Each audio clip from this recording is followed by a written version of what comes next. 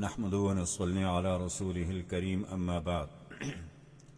أعوذ بالله من الشيطان الرجيم بسم الله الرحمن الرحيم أتى أمر الله فلا تستعجلوه سبحانه وتعالى عما يشركون صدق اللہ العظیم. سامعین و ناظرین حضرات، السلام علیکم ورحمۃ اللہ وبرکاتہ. آج کی اس نشست میں ہمارے پاس سورہ نحل اور سورہ بنی اسرائیل ہیں. انشاءاللہ تھوڑے سے وقت میں چاہتا ہوں کہ مختصر سا ان کا خلاصہ بیان کر دوں. سورہ نحل مکی ہے، مکہ مکرمہ میں یہ نازل ہوئی اور اس کی 128 آیات ہیں اور 16 رکوع ہیں. سورہ نحل جیسا کہ میں پہلے عرض کر چکا ہوں کہ ہر سورت کا نام جو سورت کے اندر مرکزی مضمون ہوتا ہے اس حساب سے سورت کا نام اسی مضمون کے حساب سے رکھ دیا جاتا ہے. اس میں چونکہ مرکزی مضمون جو تھا وہ شہد کی مکھی کا تھا، اس لیے اللہ تبارک و تعالی نے اس سورت کا نام بھی نحل رکھ دیا. ابتدا کے اندر سورت کا نام نحل ہے اور اس کو سورہ نعم بھی کہتے ہیں. نعمت کی جمع ہے. اس سورت میں اللہ تبارک و تعالی کی نعمتوں کا ذکر ہے، اس لیے اس کو نعم بھی کہتے ہیں اور اس کو سورہ نحل بھی کہتے ہیں. سورہ نحل کی پہلی صورتوں سے اس کا جو ربط ہے وہ سورہ حجر میں تمام قوم سمود اور دوسری اقوام کا ذکر کیا گیا تھا، اور اس میں اللہ تبارک و تعالی نے مشرکین مکہ رسول اللہ صلی اللہ علیہ وسلم کو بار بار یہ کہا کرتے تھے کہ آپ کہتے ہیں کہ اللہ کا عذاب آ جائے گا، قیامت آ جائے گی. وہ عذاب کب آئے گا، وہ قیامت کب آئے گی؟ تو اس کے متعلق اللہ تبارک و تعالی نے ارشاد فرمایا کہ اتا امر اللہ فلا تستعجلوا، کہ اللہ کا حکم آنے ہی والا ہے، جلدی نہ کرو. جب وہ آ جائے گا تو پھر وہ ٹلے گا نہیں، پھر وہ رکے گا نہیں، اس لیے اس کی جلدی مت کرو. ينزل الملائکۃ بالروح من امرہ علی من یشاء من عبادہ ان انذروا انہ لا الہ الا انا فاتقون. تو اس صورت کے اندر اللہ تبارک و تعالی نے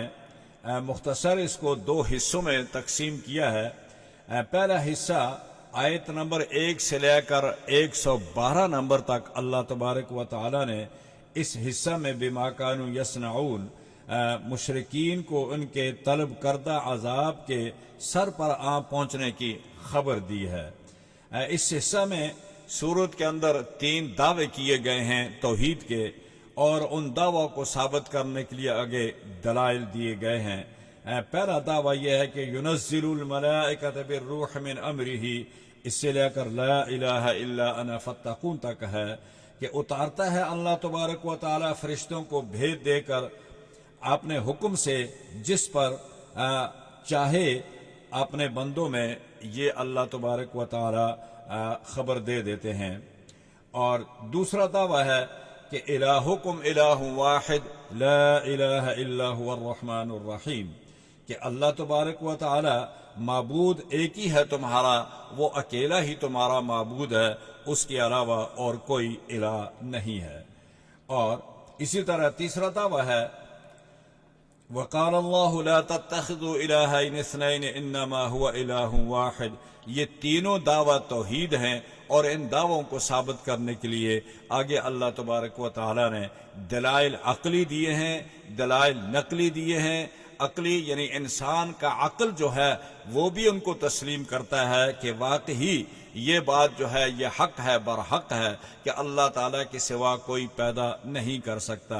زمین و آسمان اور جو کچھ اس کے اندر ہے وہ سب اللہ تعالیٰ کی مخلوق ہے، اور اللہ تعالیٰ ہی نے ان کو پیدا کیا ہے. دوسرا حصہ سورت کا شروع ہوتا ہے آیت نمبر 14 سے لے کر آیت نمبر 28 تک، یعنی 15 آیات میں دوسرا حصہ سورت کا شروع ہوتا ہے۔ اس دوسرے حصے میں اللہ تبارک و تعالیٰ نے فَكُلُوا مِمَّا رَزَقَكُمُ اللَّهُ حَلَالًا طَيِّبًا، حلال و حرام اور ان کے کھانے کی اور ان تمام چیزوں کا ذکر کیا گیا ہے۔ سورت کا مرکزی مضمون شہد کی مکھی سے کی مناسبت سے رکھا گیا ہے، اور آیت نمبر 66 تا 69 یعنی 4 آیات میں اللہ تبارک و تعالیٰ نے ان دو مضمونوں کو ذکر کیا ہے۔ ایک ہے انعام چوپائے کا، اور دوسرا ہے اللہ تبارک و تعالیٰ نے مکھی کا ذکر کیا، اور اس کے اندر تیسری آیت جو ہے اس میں اللہ تبارک و تعالیٰ نے پھلوں کا، پھولوں کا اور شہد کا، انگور اور ان چیزوں کا ذکر کیا ہے۔ آیت نمبر 68 میں اللہ تعالیٰ نے شہد کی مکھی کو شہد بنانے کی ہدایت جاری کی ہے، اور چوتھی آیت میں اللہ تبارک و تعالیٰ نے اس کو ہدایات دی ہیں کہ آپ نے اس شہد کو کیسے بنانا ہے اور کہاں کہاں سے اس کا مواد رس آپ نے جمع کرنا ہے، یہ ہدایات ہیں۔ آیت نمبر 66 میں اللہ تبارک و تعالیٰ نے ارشاد فرمایا وَإِنَّ لَكُمْ فِي الْأَنْعَامِ لَعِبْرَةً، بے شک چوپایوں کے اندر تمہارے لیے ایک سوچنے کی بات ہے، فکر کرنے کی بات ہے کہ اللہ تبارک و تعالیٰ نے تمہیں اس کے پیٹ میں سے کس طریقے سے اللہ دودھ نکال کر تمہیں پلاتا ہے، صاف اور ستھرا، اس میں کوئی سمیل نہیں ہوتی، اس کا رنگ تبدیل نہیں ہوتا ہے، وہ ایک ہی قسم کا رنگ ہوتا ہے، اور اس کی دودھ کے اندر کسی چیز کی ملاوٹ نہ خون کی ہوتی ہے نہ گوبر کی ہوتی ہے۔ یخرج من بطونها شراب مختلف الوانہ،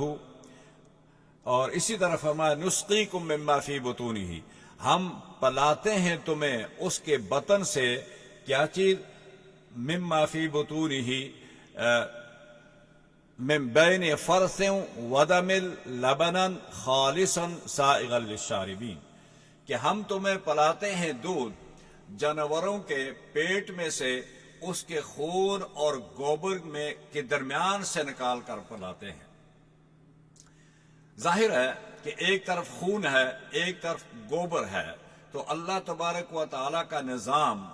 اس کی یہ مشینری جو اس نے لگا رکھی ہے ان چوپایوں کے اندر، اس کا انسان تصور بھی نہیں کر سکتا۔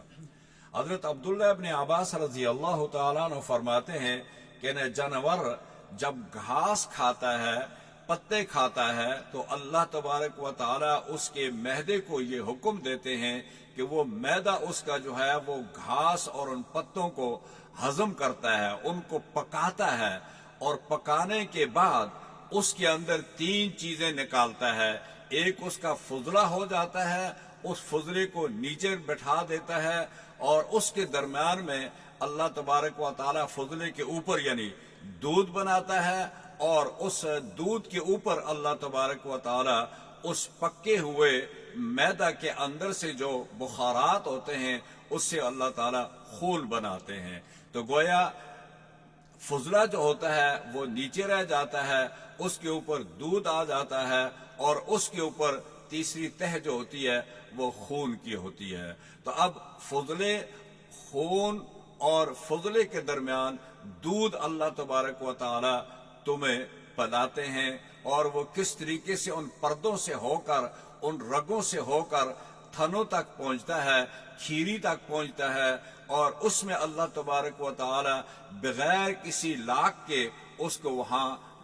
بند رکھ دیتے ہیں اور اس کو کنٹرول کرتے ہیں جب تک مالک یا اس جانور کا بچہ اس کو منہ نہیں لگاتا، اس وقت تک وہ دودھ نیچے نہیں گرتا۔ یہ قدرت خداوندی کا ایسا کنٹرول ہے، ایسا نظام ہے کہ جو انسان کے ذہن سے یا اس کی سوچ سے بالا تر ہے۔ آگے فرمایا کہ اس کے بعد پھر یہ نظام جو ہوتا ہے یہ جگر کے حوالے کر دیا جاتا ہے، یعنی جب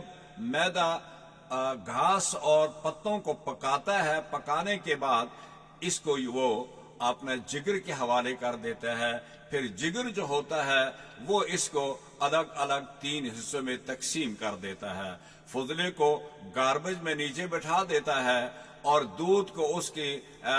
کھیری والی رگوں میں بھیج دیتا ہے اور خون کو اس کے علاوہ دوسری رگوں میں بھیج دیتا ہے جو ہارٹ میں جاتی ہیں، جو اس کے دماغ میں جاتی ہیں، جو اس کے پاؤں میں جاتی ہیں، جو خون سپلائی کرتی ہیں، خون کے سسٹم کو جو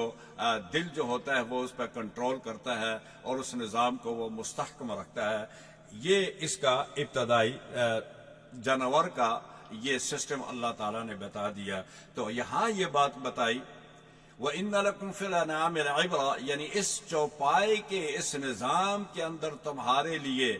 فکر اور سوچ کرنے کی بات ہے کہ اس نظام مستحکم کو کون چلاتا ہے، اس پر کس کا کنٹرول ہے، اس کو وہ کون سی مشینیں لگی ہوئی ہیں، وہ کون سا الیکٹرک کا سسٹم ہے جو اس کو اپنے نظام کے اوپر اور اپنی جگہ کے اوپر مستحکم طریقے سے اس کو چلاتا ہے اور اس کو ہم تک پہنچاتا ہے۔ یہ تمہیں فکر کرنا چاہیے، اور اس فکر کے بعد تمہیں خداوند قدوس کی وحدانیت کا اقرار کر لینا چاہیے کہ الہکم الہ واحد لا الہ الا هو الرحمن الرحیم، وہ ایک ہی الہ ہے، اس کے علاوہ کوئی الہ نہیں، وہی رحمان ہے، وہی رحیم ہے، وہی حکیم ہے، وہی جبار ہے، وہی غفار ہے، وہی قدیر ہے، وہی بصیر ہے، تمام صفات اسی کی ہیں۔ اگلی آیت میں چلتے ہیں، آیت نمبر یہ 66 تھی اور آگے ہے 67، اور فرمایا وَمِن ثَمَرَاتِ النَّخِيلِ وَالْأَعْنَابِ، اور تمہارے لیے پھلوں کے اندر، کھجور کے اندر اور انگور کے اندر، یہ ساری چیزیں جو ہیں، یعنی کھجوروں انگوروں کے پھلوں سے تم لوگ نشہ کی چیزیں بناتے ہو اور عمدہ کھانے کی چیزیں اس سے بناتے ہو، کشمش ہے جو تم اپنے مٹھائی میں استعمال کرتے ہو، اسی طرح شربت بناتے ہو، سرکہ بناتے ہو، ان تمام چیزوں میں بھی حقیقی کی وحدانیت کی نشانیاں کھل کر سامنے آ جاتی ہیں۔ یعنی یہ سارے کا سارا نظام بنانے کی توفیق بھی اللہ تعالیٰ نے ہی تمہیں دی، اسی نے تمہیں یہ سکھایا کہ ان چیزوں سے یہ چیزیں بنائی جا سکتی ہیں جو تمہارے کام آ سکتی ہیں۔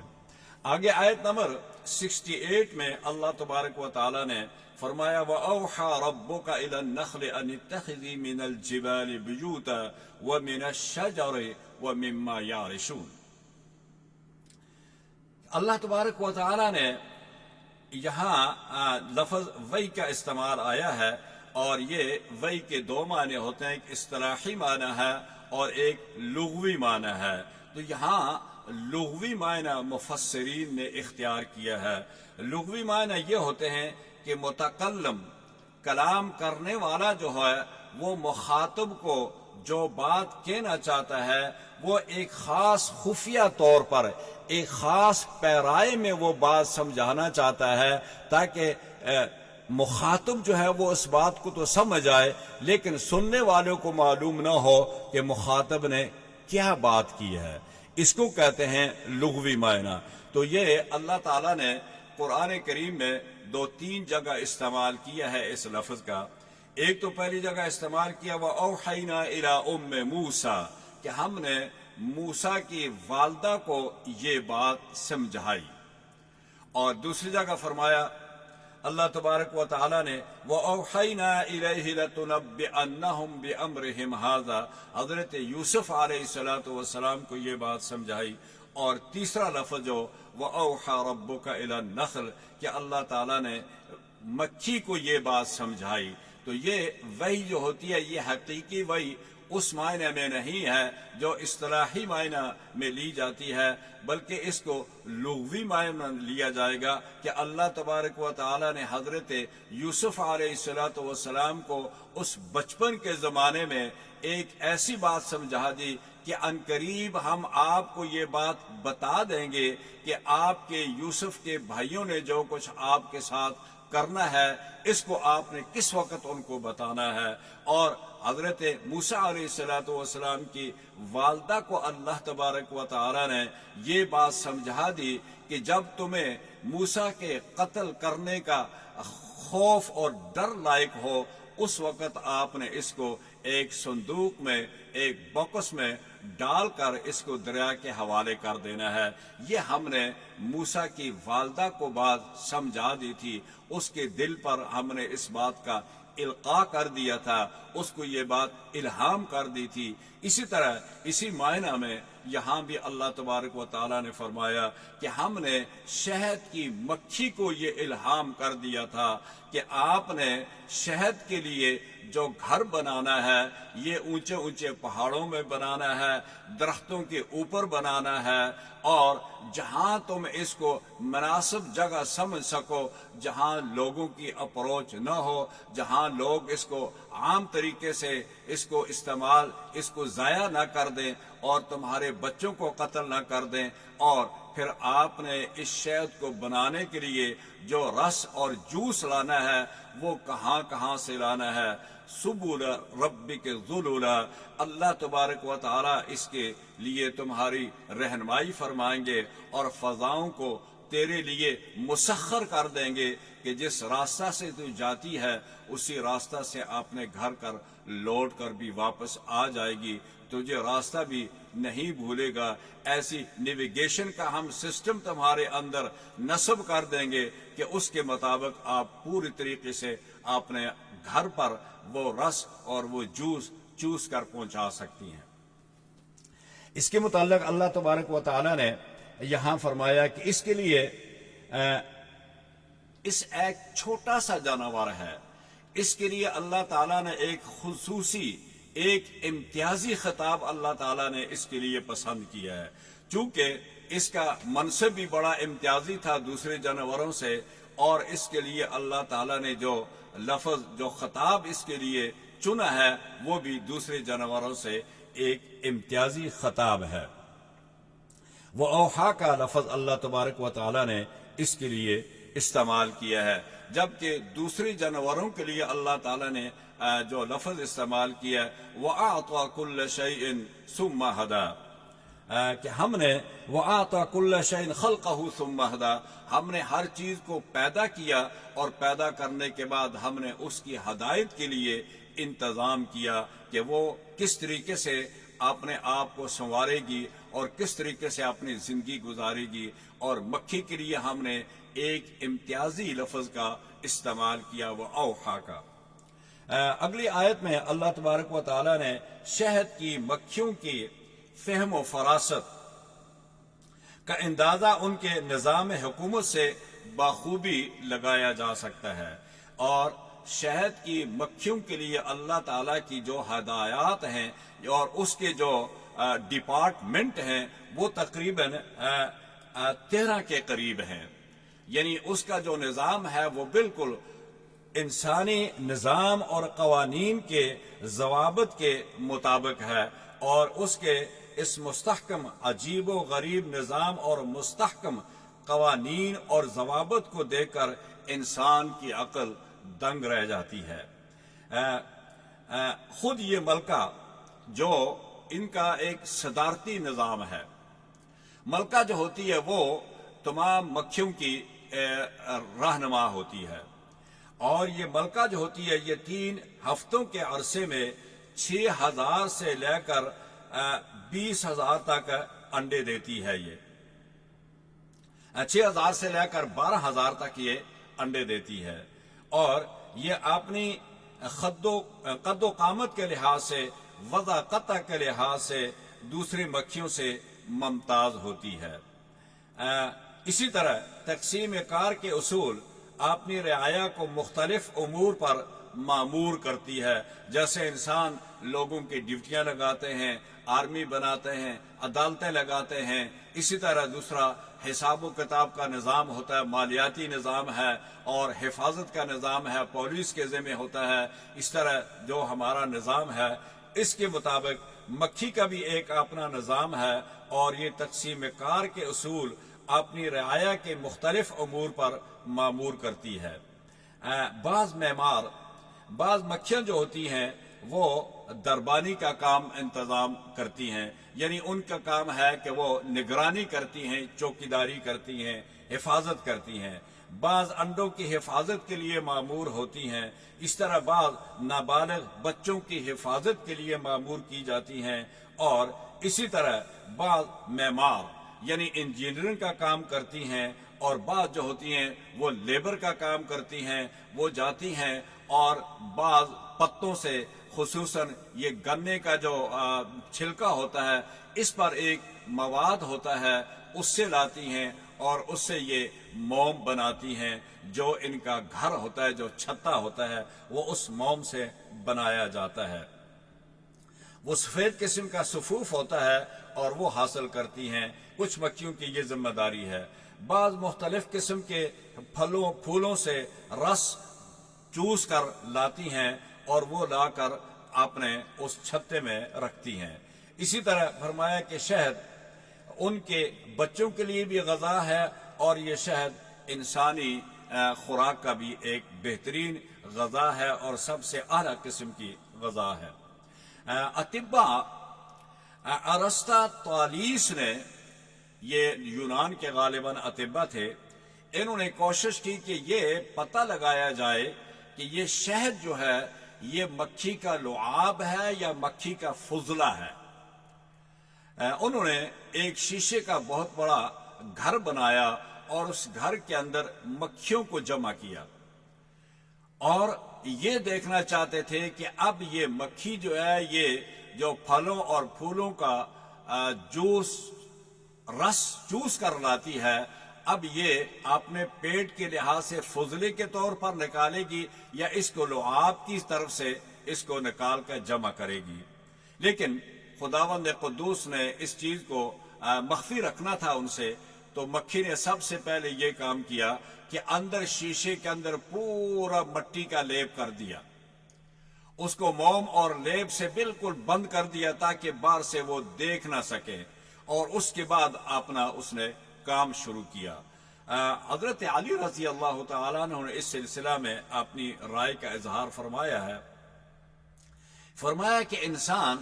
دنیا کے اندر بڑا تکبر کرتا ہے، بڑا غرور کرتا ہے، اور بڑا زیادہ سے زیادہ وہ انٹیلیجنٹ ہونے کا دعویٰ کرتا ہے، لیکن اس کا سب سے قیمتی اور فاخرانہ لباس جو ہے وہ ایک ریشم کے کیڑے کا لعاب ہے، اور اس کا جو سب سے زیادہ فاخرانہ اس کا جو لذیذ مشروب جو ہے وہ شہد ہے، اور وہ ایک چھوٹی سی مکھی کا فضلہ ہے۔ تو انہوں نے یہ ثابت کیا ہے کہ ریشم کا کیڑا جو ہے اس کا لعاب جو ہے اس سے ریشم بنتا ہے، اور مکھی کا جو فضلہ ہے اس سے یہ شہد بنتا ہے۔ تو گویا مکھی شہد جو ہے وہ اپنے پیٹ میں بناتی ہے، اور پیٹ میں بنانے کے بعد اس کو چھتے میں منتقل کرتی ہے، اور پھر چھتے سے انسان اس کو اپنے ضرورت کے لیے وہاں سے نکالتا ہے، لیتا ہے، اس سے مشروب بناتا ہے، اس سے مٹھائی بناتا ہے، اس سے اپنے استعمال میں لاتا ہے۔ فرمایا کہ چنانچہ اللہ تبارک و تعالی نے جس طرح یہ خود تمام دیگر جانوروں سے ممتاز ہے، اسی طرح اس کا گھر بھی ممتاز ہے۔ آپ دیکھیں کہ دوسرے پرندے جو ہیں وہ اپنے لیے گھونسلہ تو بناتے ہیں بچے انڈے دینے کے لیے، بچے پالنے کے لیے، لیکن چونکہ ان کا یہ نظام نہیں ہوتا ہے تو اللہ تبارک و تعالی نے مما یعرشون، یہ بات ذہن میں رکھیں کہ اللہ تبارک و تعالی نے ہر ذی روح چیز کے اندر اللہ نے شعور بھی رکھا ہے اور عقل بھی رکھا ہے، لیکن اس کی جتنی اس کی کیپیسٹی ہے اس کے مطابق اس کے اندر شعور رکھا ہے۔ انسان کے اندر عقل جو ہے وہ سب چیزوں سے زیادہ نمایاں ہے، اور چونکہ انسان کو اللہ تعالیٰ نے بہترین شکل میں اور لقد خلقنا الانسان فی احسن تقویم پیدا کیا ہے، تو لہذا اس کی ہر چیز دوسری چیزوں سے نمایاں ہے، لیکن اللہ تعالیٰ نے مکھی کے اندر بھی جو شعور رکھا ہے وہ دوسرے جانوروں سے اعلیٰ درجے کا رکھا ہے، اس لیے اس کو خطاب بھی اعلیٰ درجے کا کیا ہے، ممتاز درجے کا خطاب ہے، اور وہ خود بھی دوسرے جانوروں سے ایک ممتاز جانور ہے۔ اس کے متعلق فرمایا کہ جب یہ اپنا گھر بناتی ہے اس کے گھر کا جو سسٹم ہوتا ہے وہ مسدس ہوتا ہے، نہ وہ مثلث ہوتا ہے، نہ وہ مربع ہوتا ہے، نہ مخمس ہوتا ہے۔ مربع، مثلث، مخمس میں چونکہ خانے جو ہیں وہ خالی رہ جاتے ہیں، لیکن مسدس جو ہوتا ہے اس میں خانہ خالی نہیں رہتا ہے۔ ہر خانے میں وہ، کچھ خانوں میں بچے ہوتے ہیں، کچھ خانوں میں ان کا شہد ہوتا ہے، کچھ خانوں میں ان کے انڈے ہوتے ہیں، اور اس طرح ان کی نگرانی کرتی ہے۔ پھر اللہ تعالیٰ نے ان کو یہ شعور دیا ہے کہ وہ جو ملکہ ان کی ہوتی ہے، وہ دربان کو یہ حکم ہوتا ہے کہ کوئی بھی مکھی ایسا رس اور جوس کر لے آئے جو کسی غلط درخت یا پھل کے جوس ہو اور جس میں زہر کی ملاوٹ ہو یا گندگی کی ملاوٹ ہو، تو اس مکھی کو اس چھتے کے اندر داخل ہونے کی اجازت نہیں ہوتی ہے۔ وہ دربان اس کو روک لیتے ہیں اور ان کی جو ملکہ جو ہوتی ہے وہ اس مکھی کو قتل کر دیتی ہے۔ یہ ان کا نظام ہے، اور اس نظام کو دیکھ کر انسان کو چاہیے کہ وہ اللہ تبارک و تعالیٰ کی اس قدرت کا، اس کی وحدانیت کا اقرار کر لے کہ اے اللہ، یہ سارا نظام آپ نے کس طریقے سے مستحکم کیا ہے اور کس طریقے سے اس کو آپ چلاتے ہیں۔ لہذا محل وقوع کے حساب سے بھی اللہ تعالیٰ نے مکھی کو یہ شعور دیا، اس کو یہ ہدایت دی کہ فصل کی سبل ربک ذللا یخرج من بطونها شراب مختلف الوانہ فیہ شفاء للناس۔ یہاں دو باتیں ذکر کی گئی ہیں۔ شراب کا رنگ، یعنی یہ جو شہد ہوتا ہے اس کا رنگ مختلف ہوتا ہے۔ مختلف علاقوں کے پھول جو ہوتے ہیں وہ ان کا رس مختلف ہوتا ہے۔ اسی طرح اس کا شہد بھی جو ہوتا ہے وہ مختلف رنگ کا ہوتا ہے۔ خصوصاً طور پر جو پہاڑی علاقے ہیں ان کے اندر شہد جو ہوتا ہے وہ بالکل سفید ہوتا ہے، اور جو شہری علاقے ہوتے ہیں یہاں کی رس کا جو اثر ہوتا ہے وہ تھوڑا سا لال قسم کا یا پیلا ہوتا ہے، یلو ہوتا ہے۔ تو اس لیے یہاں کا شہد تھوڑا سا ان علاقوں سے جو پہاڑی علاقے ہیں اور جو برفانی علاقے ہیں وہاں کے پھل اور پھول بھی مختلف ہوتے ہیں، ان کا ذائقہ بھی تھوڑا سا مختلف اور اس کا کلر بھی مختلف ہوتا ہے۔ اس لیے اس شہد کو اور دوسرے شہدوں میں رنگ کا فرق ہوتا ہے۔ فرمایا شراب مختلف الوانہ، یہ رنگ کے اندر یہ اختلاف پایا جاتا ہے۔ اور اسی طرح فرمایا کہ ہم نے اس کو یہ بھی ہدایت کی ہے کہ آپ جہاں جتنا دور تک جا سکتی ہیں جائیں، اور آپ کو راستہ بھی نہیں بھولے گا۔ اللہ تعالیٰ نے فضا کو آپ کے لیے مسخر کر دیا ہے، اور انہی راستوں سے آپ واپس آئیں۔ پہاڑوں کے اوپر، درختوں کے اوپر اور بلند عمارتوں کے اوپر یہ آپ نے چھتیں بناتی ہیں اور ان میں سے یہ شہد نکالتی ہیں۔ آگے بہت ساری اور بھی چیزیں ہیں، لیکن چونکہ وقت کی کمی کی وجہ سے تھوڑا سا دوسری سورت کو بھی میں ٹچ کروں گا انشاءاللہ، تو میں چاہتا ہوں کہ اس کو یہاں چھوڑتے ہیں اور آگے ہم چلتے ہیں دوسری سورت کی طرف۔ سورہ بنی اسرائیل بھی ہے ہمارے پاس آج، انشاءاللہ اس کو بھی تھوڑا سا، چونکہ ٹائم تھوڑا رہتا ہے تو 15 منٹ میں چاہتا ہوں یہ 15 منٹ جو ہیں وہ دوسری سورت پر لگا دیے جائیں۔ آگے اللہ تبارک و تعالیٰ نے یہاں مسلمانوں کے ہجرت کا ذکر کیا ہے۔ والذین ہاجروا فی اللہ من بعد ما ظلموا لنبوئنہم فی الدنیا حسنہ، اس کا بھی ذکر کیا کہ جو لوگ اللہ کے راستے میں جہاد کرتے ہیں، ہجرت کرتے ہیں، اور وہ ظلم کی وجہ سے گھر بار چھوڑ کر اللہ کے راستے میں ہجرت کرتے ہیں، والذین ہاجروا فی اللہ من بعد ما ظلموا لنبوئنہم فی الدنیا حسنہ ولأجر الآخرۃ اکبر لو کانوا یعلمون، ہم ان کو دنیا میں جو گھر انہوں نے چھوڑا ہے اس کے متبادل ہم بہتر گھر انہیں عطا فرمائیں گے، دنیا میں بھی اس کا اجر عطا فرمائیں گے، اور آخر میں بھی ان کے لیے ہمارے پاس اجر عظیم موجود ہے۔ میں چاہتا ہوں تھوڑا سا سورہ بنی اسرائیل کے متعلق چند گزارشات کر لوں۔ سورہ بنی اسرائیل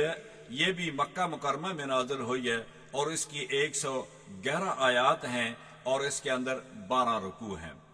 سورہ بنی اسرائیل کے اندر اللہ تبارک و تعالی نے پہلی آیت کے اندر سبحان الذی اسرا سے شروع کیا، اور یہ لفظ سبحان اس وقت ابتدا میں آتا ہے جب اس کے بعد ایک ایسا واقعہ آنے والا ہو جو انسان کی عقل سے ماورا ہو، جس کو انسان کی عقل سمجھنے سے قاصر ہو، اس کے لیے لفظ سبحان پایا جاتا ہے۔ فرمایا کہ سبحان الذی، اللہ پاک ہے تمام نقص سے، تمام ان کمیوں سے، ان زیادتیوں سے کہ جو لوگ اپنے ذہن میں متصور کرتے ہیں۔ اسرا بعبدہ لیلا من المسجد الحرام الى المسجد الاقصی، معراج کا واقعہ، اسراء کا واقعہ آپ سنتے رہتے ہیں، اس پر میں یہاں وقت زیادہ نہیں لگاؤں گا، میں آگے چلوں گا۔ اس اسراء کے لفظ اسراء اور معراج دو لفظ ہیں قرآن پاک میں۔ معراج کا ذکر سورہ نجم میں آتا ہے، اسراء کا لفظ یہاں آتا ہے، اور آگے اسی صورت میں طٰہٰ میں آتا ہے وَلَقَدْ أَوْحَيْنَا إِلَى مُوسَىٰ أَنْ أَسْرِ بِعِبَادِي لَيْلًا۔ تو اسرا لفظ جو ہے یہ رات کے اندھیرے کے اندر زمین پر سفر کرنے کے لیے استعمال ہوتا ہے۔ حضرت موسیٰ علیہ السلام نے بھی اپنی قوم کو رات کے وقت فرعون سے چھپ کر اس قوم کو وہاں سے نکالا تھا، اس کے لیے بھی لفظ اسراء استعمال ہوا۔ اور یہاں بھی سرکار دو عالم صلی اللہ علیہ وسلم کو اللہ تبارک و تعالی نے رات کو مکہ مکرمہ سے بیت المقدس کا جو سفر کرایا، یہ بھی رات کے اندھیرے میں تھا، براق پر تھا، جبرائیل حضور صلی اللہ علیہ وسلم کے امراء تھے، اس کو بھی لفظ اسراء سے استعمال کیا۔ ایک آیت کے بعد فوراً قرآن کریم نے اپنا رخ جو تھا وہ بنی اسرائیلیوں کے لیے تبدیل کر دیا، موڑ دیا۔ بنی اسرائیلیوں کے وَلَقَدْ آتَيْنَا، آگے اللہ تبارک و تعالیٰ نے حضرت موسیٰ علیہ السلام کو مخاطب کیا، وَآتَيْنَا مُوسَى الْكِتَابَ وَجَعَلْنَاهُ هُدًى لِبَنِي إِسْرَائِيلَ أَلَّا تَتَّخِذُوا مِن دُونِي وَكِيلًا ذُرِّيَّةَ مَنْ حَمَلْنَا مَعَ نُوحٍ۔ یہاں آیت کریمہ کا رخ جو تھا وہ بنی اسرائیلیوں کے لیے موڑ دیا۔ بنی اسرائیلیوں کو اللہ تبارک و تعالی نے یہ دلیل نقلی حضرت موسیٰ علیہ السلام سے ہے۔ فرمایا وَآتَيْنَا مُوسَى الْكِتَابَ وَجَعَلْنَاهُ هُدًى لِبَنِي إِسْرَائِيلَ، یہ دلیل نقلی ہے قرآن میں، اور دوسری دلیل فرشتوں سے اللہ تعالیٰ نے یہاں فرمائی قُلِ ادْعُوا الَّذِينَ زَعَمْتُم مِّن دُونِ اللَّهِ، اور تیسری دلیل جو ہے یہ علماء اہل کتاب سے ہے۔ اب آگے اللہ تبارک و تعالی نے یہاں 6 دلائل عقلیہ دیے ہیں، ان سب کا ذکر کرنا ذرا مشکل ہوگا، میں تھوڑا سا ایسے اشارہ کر دیتا ہوں۔ پہلی دلیل ہے اِنَّهُ هُوَ السَّمِيعُ الْبَصِيرُ، دوسری وَجَعَلْنَا اللَّيْلَ وَالنَّهَارَ آیَتَيْنِ، اور تیسری دلیل ہے ان ربک یبسط الرزق لمن یشاء، اور چوتھی ہے وربک اعلم بمن فی السماوات والارض، اور پانچویں دلیل ہے ربکم الذی یزجی لکم الفلک۔ یہ 5 دلائل جو ہیں یہاں یہ عقلی دلائل دیے ہیں۔ آگے کچھ اور دلائل ہیں، قل لو انتم تملکون خزائن، اسی طرح بہت سارے دلائل عقلی اور دلائل نقلی ہے، اور ان کو پیش کرنے کے لیے اللہ تبارک و تعالی نے یہ دلیلیں دی ہیں کہ خداوند قدوس کی ذات، اس کی وحدانیت میں کسی کو شریک نہ کرو، وہ اکیلا ہے۔ سورہ بنی اسرائیل کی پہلی آیت اسرا کا واقعہ کے بعد آیت نمبر 2 سے لے کر 8 تک اللہ تبارک و تعالی نے بنی اسرائیلیوں کا ذکر کیا، اور بنی اسرائیلیوں کو بطور پیشن گوئی پہلے سے یہ بتا دیا تھا کہ تم سرزمین شام کے اندر 2 بار فساد کرو گے۔ شریعت موسمی میں پہلا فساد ہوا، انہوں نے حضرت شعیب کو قتل کیا، اور اس کے بعد انہوں نے وہاں بیت المقدس کے اندر انہوں نے بدکاریاں کی۔ جب ان کے کرائم بڑھ گئے، کرپشن اور ان کے کرائم بڑھ گئے، تو اللہ تبارک و تعالی نے ان لوگوں پر پھر اللہ تعالی نے بخت نصر کو مسلط کیا، اور اس نے ان کے بڑے لوگوں کو قتل کیا، کچھ کو قید کیا، اور پھر بیت المقدس کے اندر جتنا بھی سامان تھا وہ لوٹ کر وہ بھی ساتھ لے گئے۔ اور یہ اس نے اپنے پاس رکھا۔ یہ ان کے ساتھ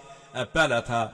انہوں نے علماء یہود اور رؤساء کو قتل کر دیا، تورات جلا ڈالی، بیت المقدس کا سامان لوٹ لیا، اور پھر تمام اموال، سونا چاندی، جوہرات کو 1,70,000 گاڑیوں پر لاد کر یہ بخت نصر بابل میں اس کو لے گیا،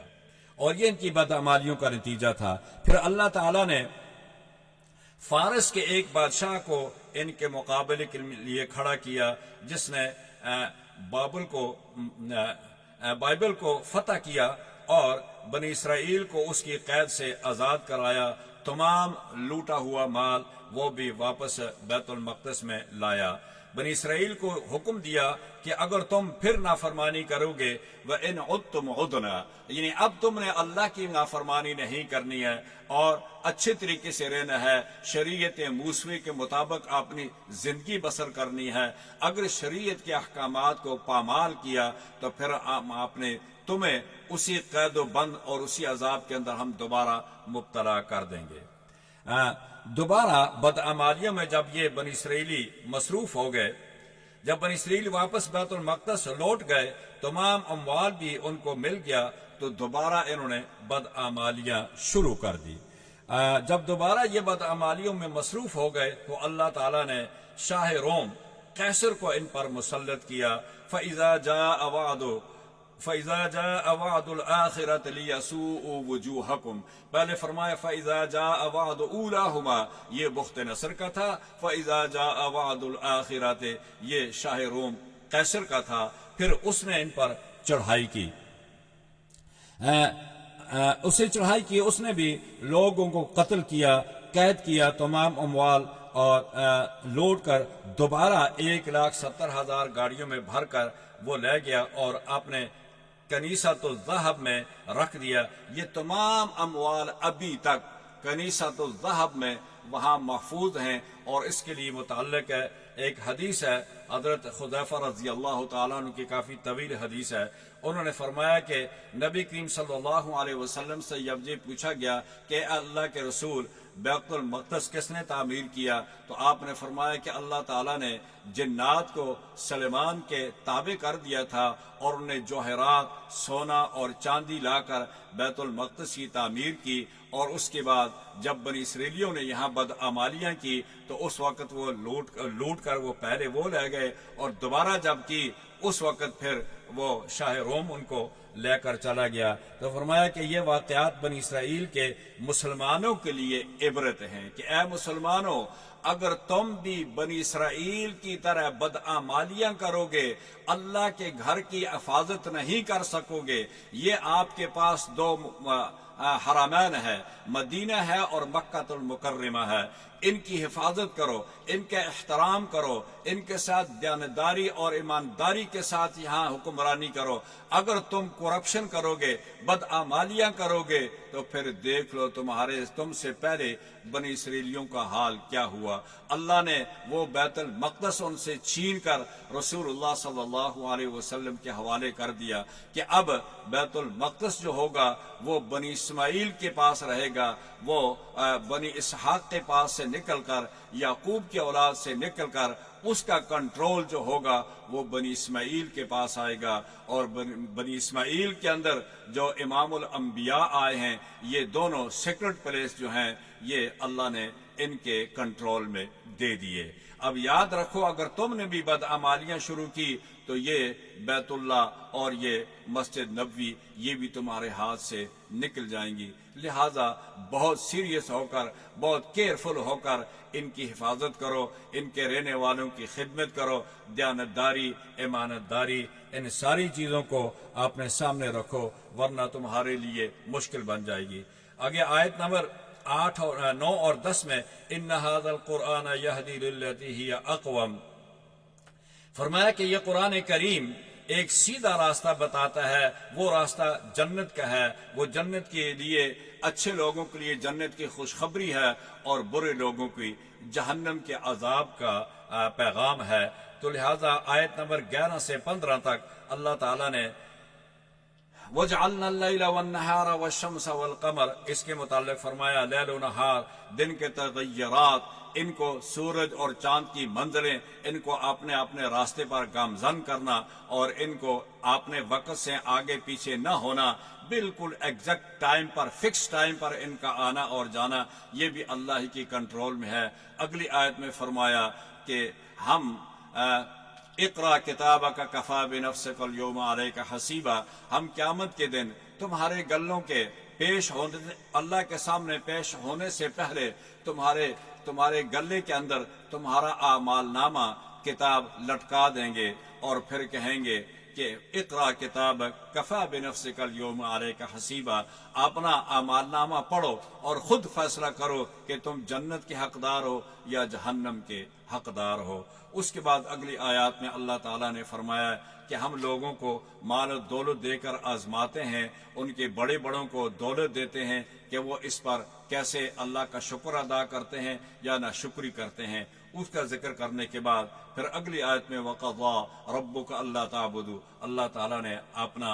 حکم سنایا کہ تم پر لازم ہے کہ تم اللہ تعالیٰ کی عبادت کرو، اور اللہ تعالیٰ نے اپنی عبادت کے ساتھ جس طرح اللہ کی عبادت تم پر لازم اور فرض ہے، اسی طرح فرمایا کہ تم پر اپنے والدین کا ادب اور احترام بھی اسی طرح لازم اور فرض ہے جس طرح تم پر اللہ کی عبادت فرض ہے۔ اس کے بارے میں آگے پھر اللہ تبارک و تعالیٰ نے کچھ قوانین بتائے ہیں، اور وہ والدین کی جو ذمہ داریاں ہیں اور اس کے منفی کیا پہلو ہیں، اس میں آیت میں اللہ تعالیٰ نے 5 حکم ذکر کیے ہیں۔ فرمایا پہلا فَلَا تَقُلْ لَهُمَا اُف، یعنی کوئی ایسا کلمہ نہ کہو جو آپ تمہارے والدین کے لیے ناگوار ہو، وَلَا تَنْهَرْهُمَا، اور جھڑکنے ڈانٹنے کی، یعنی کوئی ایسا لفظ ہے جو والد تمہیں کہے یا والدین کہیں، اس میں اگر تمہارے دل پر کوئی چیز ناگوار گزرے تو آپ نے والدین کو ڈانٹو نہیں بلکہ خاموش ہو جاؤ، اس کو برداشت کرو۔ وَقُلْ لَهُمَا قَوْلًا كَرِيمًا، اور والدین سے شفقت اور محبت کے لہجے میں بات کیجیے گا، ترشی سے بات نہ کریں۔ والدین کو محسوس ہوتا ہے کہ بیٹا یا بیٹی جو ہے یہ جو بات کر رہا ہے یہ بے ادبی کی بات کر رہا ہے، ترشی کی بات کر رہا ہے، اس سے والدین کا دل دکھ جاتا ہے۔ والدین کا دل ایک شیشے کی طرح ہوتا ہے، اگر اس میں ایک دفعہ سکریچ آ جائے تو پھر آپ کو پتہ ہے وہ شیشہ کبھی بھی جڑتا نہیں ہے۔ تو اسی طرح ان کے لیے بھی وَخْفِضْ لَهُمَا جَنَاحَ الذُّلِّ، ان کے سامنے آپ نے عاجزی اور انکساری، جیسا غلام اپنے آقا کے سامنے جھکا رہتا ہے، کوئی ایسی بات نہیں کرتا ہے کہ آقا کو ناگوار گزرے، تم بھی اپنے والدین کے لیے اسی غلام کی طرح رہا کرو جو اپنے آقا کے سامنے ہر وقت عاجزی اور انکساری کا اظہار کرتا ہے۔ اسی طرح آگے فرمایا قُلْ رَبِّ ارْحَمْهُمَا، اور اپنے والدین کی دعا کرو کہ اے اللہ جس طرح والدین نے ہمیں اپنی رحم اور کرم اور شفقت سے پالا تھا، اے اللہ ہمارے والدین پر اسی طرح رحم اور شفقت فرما۔ یہ اس آیات کے یہ 6 حکم تھے۔ اللہ تعالیٰ مجھے اور آپ سب کو قرآن پاک پڑھنے کی، اس پر عمل کرنے کی توفیق عطا فرمائے۔ آخر میں دعا کرتے ہیں کہ اللہ تعالیٰ اس وقت پورے دنیا کے اندر ایک جو بیماری ہے، اللہ تعالیٰ اس کرونا کی بیماری سے تمام مسلمان اور غیر مسلمان تمام بنی نوع انسان کی اللہ تعالیٰ حفاظت فرمائے۔ خصوصاً یہ یورپ اور امریکہ کے ملکوں کے اندر زیادہ ہے، اللہ تعالیٰ یہاں کے رہنے والے سب کی حفاظت فرمائے۔ پاکستان کے اندر بھی اس کی ابھی لہر چل پڑی ہے، اللہ تعالیٰ ہمارے سب مسلمانوں کو اس سے حفاظت فرمائے۔ جو بیمار ہیں انہیں شفا کاملہ عاجلہ عطا فرمائے، جو رخصت ہو چکے اللہ ان کی مغفرت فرمائے، ہم سب کا روزہ قبول فرمائے، اور ہمارے ملک کو یہاں جہاں کہیں میں مسلمان رہتے ہیں اللہ ان کی حفاظت فرمائے، ان کی آنے والی نسلوں کی حفاظت فرمائے۔ اللہ تعالیٰ مجھے اور آپ سب کی اللہ تعالیٰ حفاظت فرمائے اور ہمارا روزہ قبول فرما۔ اللهم ربنا آتنا في الدنيا حسنة وفي الآخرة حسنة وقنا عذاب النار، وصلى الله على النبي وعلى آله وأصحابه أجمعين برحمتك يا أرحم الراحمين۔